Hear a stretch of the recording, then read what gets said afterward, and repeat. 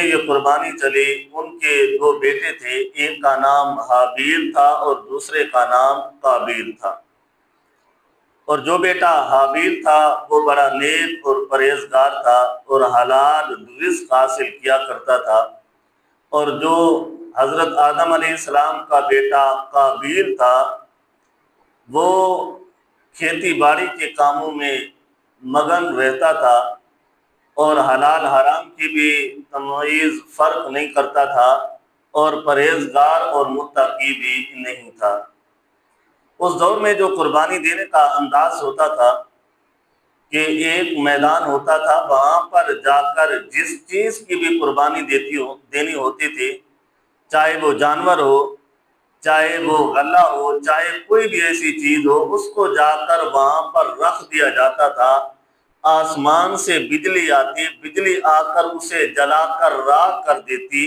جس کی قربانی جل کر راکھ ہو جاتی تھی تو سمجھا جاتا تھا کہ اللہ نے اس کی قربانی کو قبول فرما لیا ہے،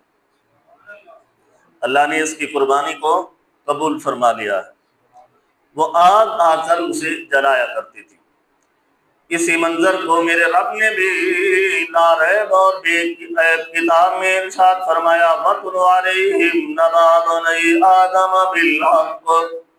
إِذْ قَرَّبَا قُرْبَانًا فَتُقُبِّلَ مِنْ أَحَدِهِمَا وَلَمْ يُتَقَبَّلْ مِنَ الْآخَرِ۔ میرے رب نے یہ ارشاد فرمایا، وہ انداز جو انداز تھا قربانی والا، اس کا ذکر فرمایا کہ اللہ رب العزت نے حضرت آدم علیہ السلام کے بیٹوں میں سے ایک کی قربانی قبول کی اور دوسرے کی میرے رب نے قربانی قبول بھی نہیں کی تھی۔ اور اس کا انداز میرے رب نے قرآن پاک میں انداز کو ذکر فرما دیا۔ تو مفسرین کرام لکھتے ہیں کہ جو دوسرا شخص تھا، دوسرا بیٹا جس کا نام قابیل تھا، اس نے صحیح انداز سے مال اللہ کی بارگاہ میں پیش نہیں کیا۔ مال صاف ستھرا نہیں تھا، مال پاکیزہ نہیں تھا، اس کے دلی انداز بھی صحیح نہیں تھا، جس کی وجہ سے اللہ نے اس کی قربانی کو بھی قبول نہیں فرمایا تھا۔ تو تفسیر ابن کثیر میں یہ بات موجود ہے کہ جو بندہ قربانی دینا چاہے اس کا مال شرط ہے کہ حلال کا ہونا چاہیے۔ اللہ رب العزت حرام کے مال کی دی ہوئی قربانی کو میرا رب قبول نہیں فرماتا۔ اگر قبول فرمانی ہوتی تو حضرت آدم علیہ السلام کے جس بیٹے کی اللہ نے قربانی قبول نہیں کی تھی، اس کی سب سے بڑی وجہ یہی تھی کہ اس کا مال بھی پاکیزہ نہیں تھا اور اس کی نیت بھی ٹھیک نہیں تھی، اس کی نیت کا انداز بھی صحیح نہیں تھا۔ آج ہم قربانیاں کرتے ہیں، سود خور ہوتے ہیں، رشوت خور ہوتے ہیں، حرام کمانے والے، ملاوٹیں کرنے والے، جھوٹی قسمیں اٹھا اٹھا کر اپنے مال کو بیچنے والے، دھوکہ دینے والے، یہ سارا مال حرام کا ہے۔ جب اس مال سے ہم قربانی خریدتے ہیں تو اللہ اس قربانی کو بھی قبول نہیں فرماتا۔ وہ ہمارے لیے بوجھ تو بن سکتا ہے، ہمارے لیے نام ہمارا روشن تو ہو سکتا ہے، لوگوں کو خبر تو ہو سکتی ہے کہ فلاں بندہ قربانی کی ہے تو بڑا موٹا یا اچھا جانور لایا ہے، لیکن اگر وہ رشوت کے پیسوں سے ہے، حرام کے پیسوں سے ہے یا حرام کمائے ہوئے پیسوں سے خریدا گیا ہے تو وہ سارا کچھ جب ہے ہی حرام تو اللہ قربانی کو قبول نہیں فرماتا۔ مسلم شریف میں حضرت ابو ہریرہ رضی اللہ تعالیٰ عنہ اس حدیث کے راوی فرماتے ہیں، ایھا الناس ان اللہ طیب، میرے محبوب نے فرمایا اے لوگو بے شک اللہ پاک ہے، ولا لا يقبل الا طیبا، تو جب اللہ پاک ہے تو وہ پاکیزہ مال کوئی اپنی بارگاہ میں قبول فرمایا کرتا ہے۔ جب اللہ پاک ہے، طیب ہے، تو وہ قربانی بھی طیب ہی قبول فرمائے گا۔ ایسا نہیں کہ ہم حرام مال اکٹھا کر کر کی قربانیاں دیتے رہیں، ایسا حکم نہیں ہے، اور اس کو میرا رب بھی اسے پسند نہیں فرماتا اور میرے رب کا محبوب بھی اسے پسند نہیں فرماتا۔ اور ہم لوگ جب مال کماتے ہیں حرام حلال کی جب تمیز نہیں کرتے، جب اس کا فرق نہیں کرتے تو پھر اللہ رب العزت بھی ہمارے مال کو اگر وہ حرام کا ہے تو کبھی بھی قبول میرا رب نہیں فرمایا کرتا۔ تو قربانی کی تعریف یہ بنتی ہے کہ ہی ذبح حیوان مخصوص بنیت القربۃ فی وقت مخصوص، کہ وہ ذبح کرنے والے جانور جن کو مخصوص کیا گیا اور نیت بھی اللہ کا قرب حاصل کرنے کے لیے ہو، اور ہوں بھی وہ خاص ایام جن میں اللہ قربانی کو قبول فرماتا ہے۔ اگر کوئی ایسا جانور ہو جنہیں مخصوص نہیں کیا گیا تو اس کو قربانی کرنا شروع کر دیں تو قربانی نہیں ہوگی۔ اسی طرح کہ کسی بندے کا ارادہ صاف نہ ہو، صرف اللہ کی رضا نہ ہو بلکہ گوشت کھانے کی تمنا ہو یا لوگوں میں ریاکاری کی تمنا ہو، تو بھی میرا رب اس کی قربانی بھی قبول نہیں فرماتا۔ اور فرمایا فی وقت مخصوص، تو وقت ایام ہے جو قربانی کے دن ہے، انہی دنوں میں ہی قربانی کرنا ضروری ہے۔ اگر اس سے پہلے کر لی یا ان دنوں کے بعد کر لی تو وہ قربانی نہیں ہوگی بلکہ وہ صرف گوشت ہی کھانا مقصود ہوتا ہے۔ تو جو قربانی کے دنوں میں قربانی کا جانور کسی شرعی عذر سے نہ کر سکے ہوں تو ان کو یہ حکم نہیں ہے کہ وہ اور دنوں میں قربانی کرتے پھریں، نہیں، بلکہ ان کے لیے شرعاً یہ حکم ہے کہ جتنے کا جانور خریدا جاتا ہے یا جتنے کا جانور آیا ہے تو کسی شرعی عذر کی وجہ سے قربانی وہ نہ کر سکا تو اب اتنے پیسے اسے صدقہ کرنا ضروری ہوتا ہے۔ ایسے نہیں کہ اس پر قربانی جو واجب ہو وہ ختم ہو جاتی ہے، ختم کبھی بھی نہیں ہوتی، تو یا تو اس کا گناہ ملتا رہتا ہے یا تو اس کے کفارہ ادا کرنا پڑتا ہے۔ اور تیسری بات ہے کہ قربانی کے فضائل، قربانی کی فضیلت کتنی ہے۔ تو حضرت عبداللہ بن عمر رضی اللہ تعالیٰ عنہ فرماتے ہیں اقام رسول اللہ صلی اللہ علیہ وسلم بالمدینہ 10 سنین یضاحی، کہ جامعہ ترمذی میں یہ بات موجود ہے کہ حضور صلی اللہ علیہ وسلم جتنے سال بھی مدینہ طیبہ میں رہے ہر سال آپ قربانی کیا کرتے تھے۔ تو یہاں پر فرمایا کہ اقام رسول اللہ صلی اللہ علیہ وسلم بالمدینہ، کیونکہ مکہ شریف میں تو قربانی فرض ہی نہیں ہوئی تھی۔ یہ جتنے احکام ہیں، احکام شرعی ہیں، وہ سارے کے سارے جب میرا محبوب مدینہ طیبہ میں تشریف لایا تو تب یہ سارے احکامات جو تھے وہ لازم ہوئے تھے۔ تو فرمایا 10 سنین یضاحی، کہ حضور صلی اللہ علیہ وسلم مدینہ طیبہ میں 10 سال رہے، تو 10 سال میں ہر سال میرا محبوب قربانی دیا کرتا تھا۔ تو ہر سال حضور صلی اللہ علیہ وسلم نے قربانی دی، تو یہ قربانی کرنا صاحب نصاب شخص پر واجب اور لازم ہے۔ ایسا نہیں کہ میں پچھلے سال میں نے قربانی کی تھی تو اس سال نہیں کرتا، تو نہیں، بلکہ جب تک میرے رب نے استطاعت دی ہے، طاقت دی ہے، تو قربانی کرنا ہمارے اوپر لازم اور واجب ہوتا ہے۔ اسی طرح بعض لوگوں کا یہ بھی ایک نظریہ ہوتا ہے کہ قربانی کرنے سے بہتر ہے ہم وہ اتنے پیسے کسی کی بیٹی کی شادی کر لیں یا کسی غریب کو دے دیں، یا اس طرح کا جو نظریہ ہوتا ہے بعض لوگ یہ بھی رکھا کرتے ہیں، کیونکہ علم کی کمی کی وجہ سے ایسے سوالات جو ہوتے ہیں وہ چند لوگوں کے ذہنوں میں اٹھا کرتے ہیں۔ تو حضرت عبداللہ بن عباس رضی اللہ تعالیٰ عنہ روایت کرتے ہیں، فرماتے ہیں ما انفقت الورق فی شیء افضل من نہرۃ فی یوم العید، کہ حضور صلی اللہ علیہ وسلم نے فرمایا سب سے عید والے دن جو اللہ کی بارگاہ میں سب سے زیادہ خرچ جو مقبول ہوتا ہے وہ اللہ کی بارگاہ میں قربانی دینے والے خرچ کو ہی میرا رب قبول فرماتا ہے۔ اگر قربانی والے پیسے کسی آدمی کو دے دیے، کسی فقیر کو دے دیے تو وہ قبول نہیں ہوگے۔ اس دن قبولیت کیا ہوگی؟ صرف قربانی کرنا ہی اللہ کی بارگاہ میں قبولیت ہوگی۔ تو بسا اوقات کچھ لوگ ایسے ہوتے ہیں کہ اصالِ ثواب کے لیے بھی قربانیاں کرتے ہیں۔ کوئی اولاد ہے تو اپنے والدین یا اپنا دادا یا اپنے چاچا یا اپنی والدہ کے لیے بھی قربانی کی جاتی ہے، تو اصالِ ثواب کے لیے بھی کیا قربانی کرنا جائز ہے یا نہیں؟ تو اس حدیث کو حضرت اما عائشہ صدیقہ رضی اللہ تعالیٰ عنہ روایت کرتی ہیں، اور صحیح مسلم میں یہ حدیث مبارکہ موجود ہے۔ حضرت اما عائشہ صدیقہ رضی اللہ تعالی عنہا روایت کرتی ہیں، فرماتی ہیں کہ حضور صلی اللہ علیہ وسلم کے پاس ایک مینڈا لایا گیا جن کے پاؤں بھی سیاہ تھے، جن کا پیٹ بھی سیاہ تھا، کالا تھا، اور جن کی آنکھیں بھی کالی تھی۔ تو ایسا مینڈا حضور صلی اللہ علیہ وسلم کی بارگاہ میں لایا گیا۔ حضور صلی اللہ علیہ وسلم نے حضرت اما عائشہ صدیقہ رضی اللہ تعالی عنہ سے فرمایا کہ چھری لاؤ۔ جب چھری دے دی گئی تو اس کو تیز کیا، تیز کرنے کے بعد جب اسے ذبح کرنے لگے فرمایا بسم اللہ اللہم تقبل من محمد و آل محمد و من امت محمد، اے اللہ اس قربانی کو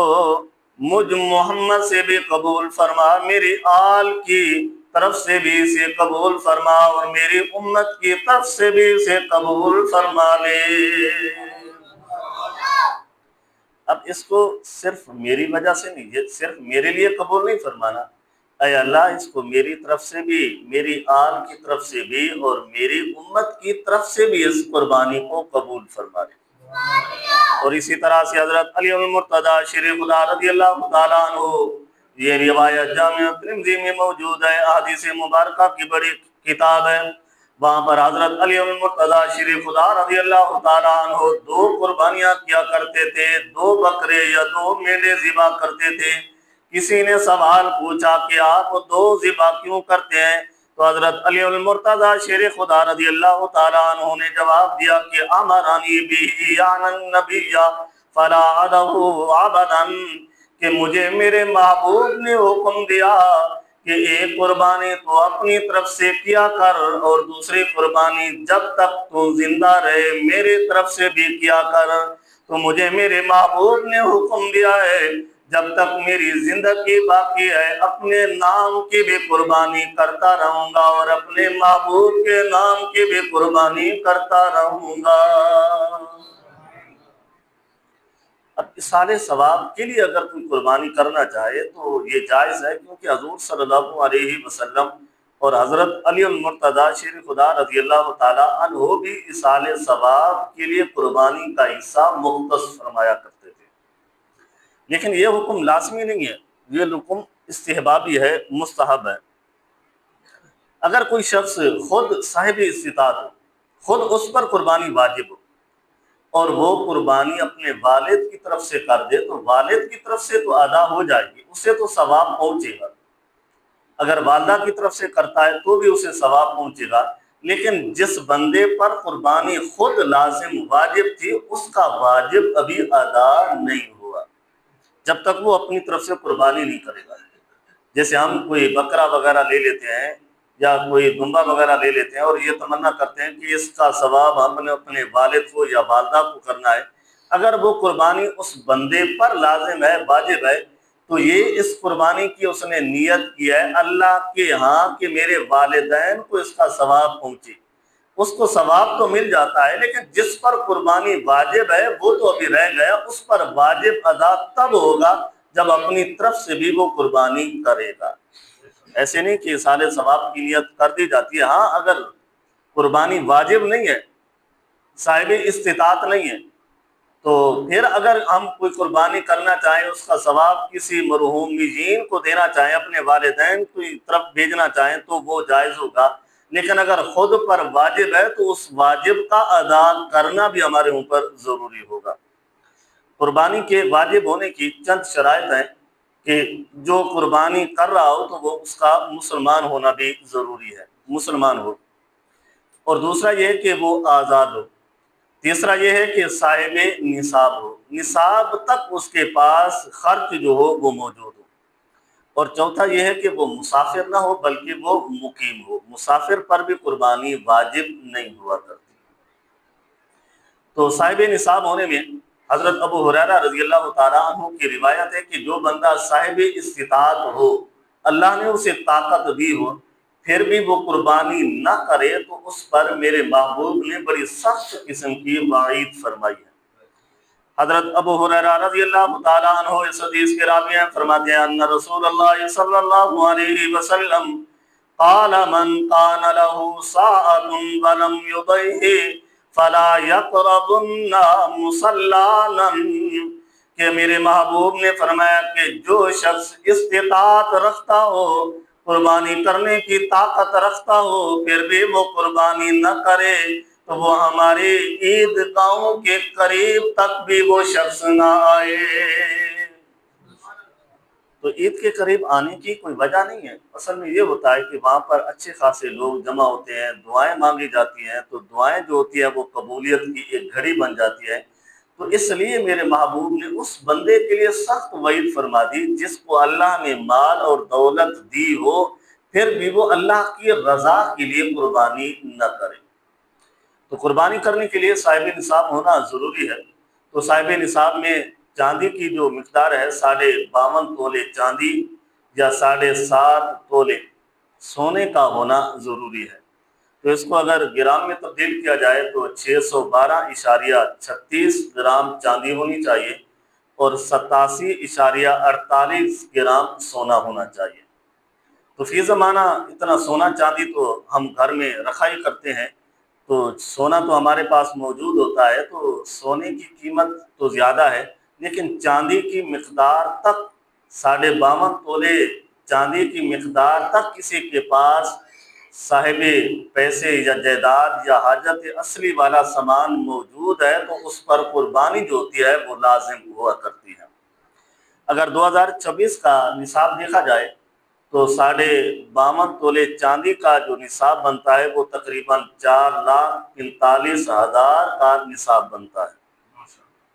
اگر کسی بندے کے پاس اتنا پیسے موجود ہیں یا حاجت اصلی والا کوئی ساز و سامان موجود ہے جس کی ضرورت مہینوں بعد آ کے پڑتی ہے، اس کو حاجت اصلی قرار دیا جاتا ہے۔ جس کی سال میں ایک مرتبہ ضرورت پڑتی ہو تو وہ چیزیں ہم نے رکھی ہوئی ہیں یا گھر میں ساز و سامان پڑا ہوتا ہے، یہ سارا کا سارا حاجت اصلی میں شمار ہوتا ہے۔ یوں سمجھے کہ جس کی ہر آئے دن ضرورت نہ پڑتی ہو تو اس کو حاجت اصلی میں شمار کیا جاتا ہے۔ اگر ہمارے پاس پیسے موجود ہیں وہ بھی ٹھیک ہے، اگر پیسے نہیں تو کچھ چاندی موجود ہے تو بھی ٹھیک ہے، اگر کچھ سونا موجود ہے اور کچھ پیسے موجود ہیں تو سونا اور چاندی کو ملا، سونا اور پیسے کو ملا کر چاندی کے نصاب تک اسے دیکھا جائے گا۔ اب یوں نہیں ہوگا کہ ہمارے پاس پیسے موجود ہیں، سونا موجود ہے، اب ہم نے پیسوں کو سونے کی مقدار میں لے جانا ہے، ایسا حکم نہیں ہوگا۔ ہم جب شریعت میں دیکھا جاتا ہے جہاں پر اللہ کے قرب کی باتیں آتی ہوں یا اللہ کے بندوں کے فائدے کی باتیں آتی ہوں، اس وقت نصاب جو ہوتا ہے، صاحب نصاب جس بندے کو بنایا جاتا ہے، تو پھر یہ کوشش کی جاتی ہے کسی طرح سے بندوں کا فائدہ ہو اور نصاب جہاں پر کم ہوتا ہو اس کو متعین کیا جاتا ہے۔ تو یہاں پر اگر سونے کا نصاب ملانا چاہیں تو وہ تو کئی لاکھ کا جائے گا، لیکن اگر چاندی کے نصاب تک پہنچنا جائیں تو وہ 4 لاکھ تقریباً 45,000 تک نصاب پہنچتا ہے۔ اب جس بندے کے پاس اتنے پیسے یا حاجت اصلی سے اتنا کاروبار یا اتنی چیزیں موجود ہیں تو اس پر قربانی جو ہوتی ہے وہ لازم اور واجب ہوا کرتی ہے۔ اور بعض لوگ یہ بھی ایک عذر پیش کرتے ہیں کہ اگر کوئی بندہ مقروض ہو تو کیا وہ بھی قربانی کر سکتا ہے؟ تو مقروض ہونے کی 2 باتیں ہوتی ہیں، یا تو اس نے قرض اٹھایا ہے اپنے مال اور اپنی تجارت کے لیے، یا تو اس نے قرض اٹھایا ہے اپنے گھریلو ضروریات کو پورا کرنے کے لیے۔ اب اگر دونوں چیزیں ہیں، اگر کاروبار کے لیے اس نے قرض اٹھایا ہے تو اس صورت میں بھی اگر کوئی قرض اٹھا کر قربانی کرنا چاہے تو ایسا کوئی حکم نہیں کہ اس بندے کی قربانی نہیں ہوگی، بلکہ قربانی ہو جائے گی۔ اور اسی طرح سے کسی بندے نے اپنے گھر کی ضروریات کے لیے قرض اٹھایا ہے، اب اس پر قربانی لازم تو نہیں ہے کیونکہ وہ مقروض ہے، اگر وہ کرنا چاہے تو اس کی قربانی جائز سمجھی جاتی ہے، ناجائز نہیں سمجھی جاتی۔ اور دوسرا مسئلہ ہے کہ اگر کوئی بندہ جس کے پاس صاحب نصاب تو ہے لیکن وقتی طور پر پیسے موجود نہیں، کسی کاروبار میں لگے ہوئے ہیں یا کسی نے دینے ہیں، تو جو آنے ہیں وہ اتنے پیسے ہیں کہ بندہ اس میں صاحب نصاب بن سکتا ہے، تو کیا وہ بندہ قرض لے کر قربانی کر سکتا ہے یا نہیں؟ تو حکم ہے جب وہ بندہ صاحب استطاعت ہے تو صاحب نصاب تک پہنچتا ہے، وقتی طور پر ان 3 دنوں میں 2 دنوں میں یا 1 دن میں پیسے موجود نہیں ہے، تو اسے معلوم ہے کہ فلاں جگہ سے میرے پاس پیسے اتنے ان دنوں میں آ جائیں گے، تو اس شخص پر لازم ہے، صاحب نصاب تک پہنچا ہوا ہے تو وہ قربانی کرے گا ہر حال میں۔ ایسا نہیں کہ وقتی طور پر میرے پاس پیسے موجود نہیں ہیں، اب میں اسے قربانی نہیں کرنا چاہتا، نہیں۔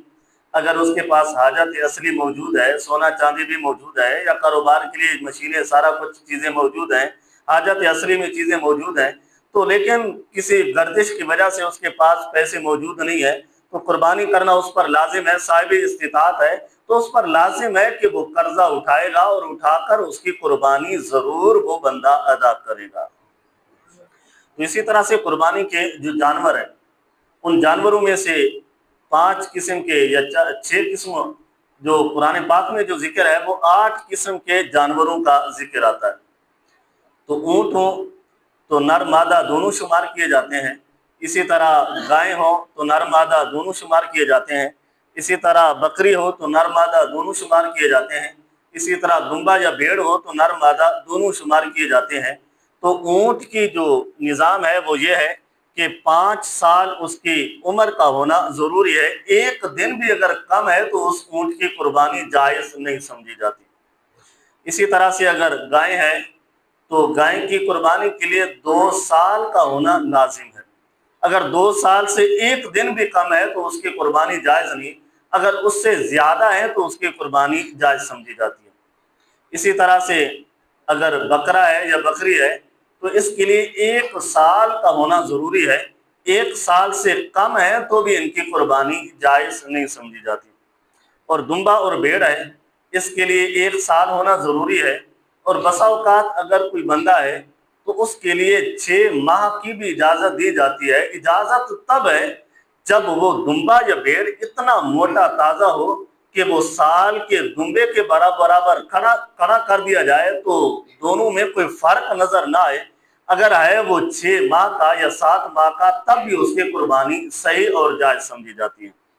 اگر وہ کمزور ہے، سال والے دمبے کے ساتھ کھڑا کر دیا جائے تو اس کے برابر نہیں ہوتا، تو پھر ایسے کسی بھی دمبے یا بھیڑ کی قربانی جائز نہیں ہوتی، اس کا تازہ اور موٹا ہونا یہ ضروری ہوتا ہے۔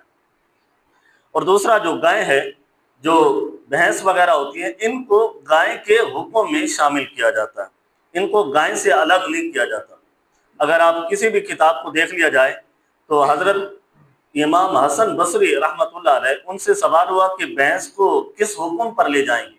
اس کے سارے لوازمات کن جانور کے ساتھ دیکھیں گے؟ تو فرمایا الجاموس بمنزلۃ البقر۔ تو عربی میں بھینس کو جو ہے جاموس کہا جاتا ہے۔ فرمایا یہ جاموس جو ہے یہ بمنزل گائے کی ہے، جس طرح گائے کا حکم ہوگا اسی طرح اس بھینس کا بھی حکم سمجھا جائے گا۔ تو بھینس کے لیے بھی قربانی کرنی ہو تو اس کے لیے بھی 2 سال کا ہونا ضروری ہے، 2 سال سے زائد ہو، ایک دن بھی کم نہ ہو۔ تو اسی طرح حضرت امام مالک علیہ رحمہ فرماتے ہیں انما ہی بقرۃ کلھا، مصنف ابن شیبہ میں یہ روایت موجود ہے۔ فرمایا کہ جو بھی ہے یہ بھینس ہے تو بھینس کا حکم بھی سارا کا سارا بقر یعنی گائے کے حکم میں ہوگا۔ جو صفات قربانی کے لیے گائے کو مختص کیا جاتا ہے، اس وہی صفات جو ہے وہ بھینس کے لیے بھی مقرر کی جاتی ہیں۔ تو اسی طرح سے حضرت سفیان ثوری رحمۃ اللہ علیہ، جو مصنف عبد الرزاق کی ایک کتاب ہے حدیث کی، جو حضرت امام بخاری علیہ رحمہ کے بھی یہ استاد ہیں، ان سے بھی یہ پہلے کی کتاب لکھی ہوئی ہے۔ تو وہاں پر حضرت سفیان ثوری علیہ رحمہ سے پوچھا گیا تو فرمایا تحسب الجوامس مع البقر، کہ بھینس جو ہے اس کا حکم بھی گمان اسی طرح سے کرنا ہے جس طرح سے ہم بکر یعنی گائے کا ہم گمان کیا کرتے ہیں۔ تو یوں سمجھیے کہ ہم جو قربانی گائے کے جو احکامات ہیں، گائے کا جو حکم ہے، اسی طرح سے ہم نے اس بھینس کو حکم دینا ہے۔ جو صفات ہم نے گائے کے اندر قربانی کے لیے دیکھنی ہوتی ہے، وہی صفات ہم نے بھینس کے لیے دیکھنی ہوتی ہے۔ اگر کوئی قربانی کرنا چاہے بھینس کی تو ناجائز نہیں ہے، بلکہ یہ گائے کے حکم میں ہوتا ہے اور اس کو بھی شریعت میں جائز ہی سمجھا جاتا ہے۔ اگر کوئی نہیں کرنا چاہتا، جو پسند نہیں کرتا، تو اس کی اپنی مرضی ہے، اس پر لازم یا زور نہیں دیا جائے گا۔ لیکن جو شرعی مسئلہ ہے تو مصنف ابن شیبہ میں بھی یہ بات موجود ہے، مصنف عبد الرزاق میں بھی یہ بات موجود ہے، موطا امام مالک میں بھی یہ بات موجود ہے المنجد ایک عرب کی کتاب ہے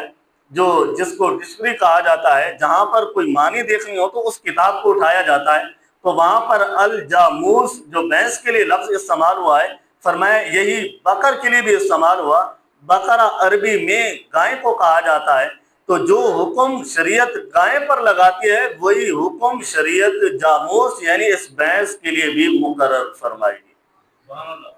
تو یہ قربانی کے چند ایسے مسائل تھے۔ اب کوئی جانور ایسا ہے جو بیمار ہے، کوئی جانور ایسا ہے جو لنگڑا ہے، کوئی جانور ایسا ہے جس کی آنکھیں ختم ہو چکی ہیں، کانا ہو چکا ہے یا نظر ختم ہے، یا کوئی جانور ایسا ہے جس کا پونچھ کا زیادہ حصہ یا کان کا زیادہ حصہ کٹ چکا ہے، یا کوئی جانور ایسا ہے جس کے سارے دانت ٹوٹے ہوئے ہیں، یا کوئی جانور ایسا ہے جس کے سینگ جڑ سے اکھڑے ہوئے ہیں، تو ایسے کسی جانور کی قربانی جائز نہیں ہوا کرتی۔ اب جو بیمار ہے، بیمار اتنا ہونا چاہیے کہ لاغر ہو، اٹھ نہ سکتا ہو، خود چل بھی نہ سکتا ہو۔ اگر تھوڑا ہلکا بیمار ہے اور صحیح چل سکتا ہے تو پھر اس کی قربانی صحیح سمجھی جائے گی۔ اور اسی طرح کوئی جانور ہے جن کے دانت چند موجود ہیں لیکن کچھ ٹوٹے ہوئے ہیں، تو اس کی بھی قربانی جائز سمجھی جائے گی اگر وہ چارہ وغیرہ اچھی انداز سے اچھی طرح سے وہ کھا سکتا ہے۔ اگر ایسا جانور ہے جس کا کھانا پان جو ہے واضح نظر آتا ہے تو ایسے جانور کی قربانی جائز نہیں ہے۔ ہاں اگر اس کی آنکھیں صحیح ہیں، صحیح سلامت ہے، تو بھی اس کو جانور کی قربانی جائز سمجھی جاتی ہے۔ یہ چند ایسے مسائل تھے جو میرے ذہن میں تھے اور وہ میں نے آپ کے سامنے بیان کر دیے۔ تو دعا ہے کہ اللہ رب العزت ہم سب کو سمجھنے کی توفیق عطا فرمائے۔